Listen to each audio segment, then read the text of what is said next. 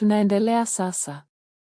Majaji wanaomba hicho kielelezo hicho cha mshitakiwa wapewe. Wanapewa na wanakimark ili baadaye kirudishwe kwa shahidi. Pia shahidi wa leo naye anapewa kielelezo chake.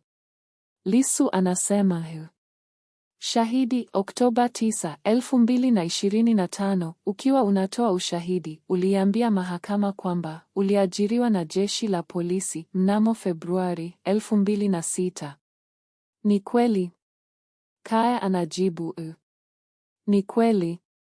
Lissu anasema sasa hebu soma mstari wa kwanza wa maelezo yako. Kaya anajibu mimi ndiye mwenye majina ya John Kaya, nimeajiriwa na jeshi la polisi mwaka 2005. Lissu anasema kwa hiyo kumbe ni 2005 ndio uliajiriwa. Kaya anabaki kimya. Lissu anasema ni kweli au si kweli, ulisema kwamba ulipata mafunzo ya upolisi kwenye chuo cha polisi Zanzibar?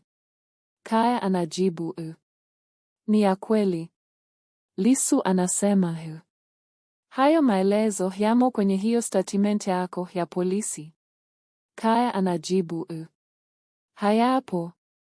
Kwa haya maelezo kupokelewa kama kielelezo cha mshitakiwa, huyu shahidi John Kaya leo atakipata cha mtema kuni. Lissu anasoma maelezo ya shahidi: nilijifunza sheria mbalimbali na kazi za polisi, first aid na mambo mengine.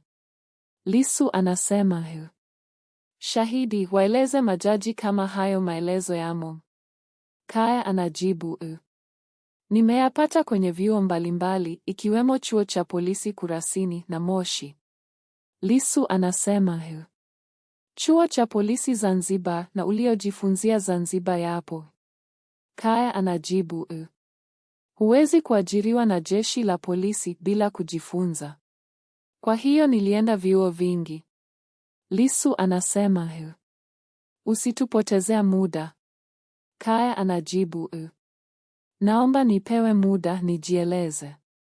Lissu anasema hakuna kujieleza hapa, wejibu maswali. Kaya anajibu hayo ya Zanzibar kiukweli hayapo.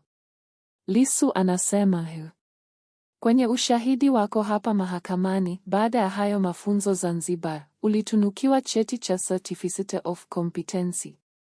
Kaya anajibu ni kweli.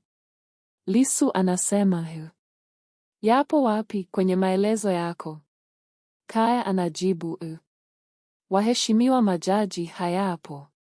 Lissu anasema shahidi, ulisema hapa mahakamani kuwa uliajiriwa kama polisi constable 2006 hadi 2021 ulipokuwa special sergeant. Kaya anajibu ni kweli. Lissu anasema ongeza sauti wewe polisi.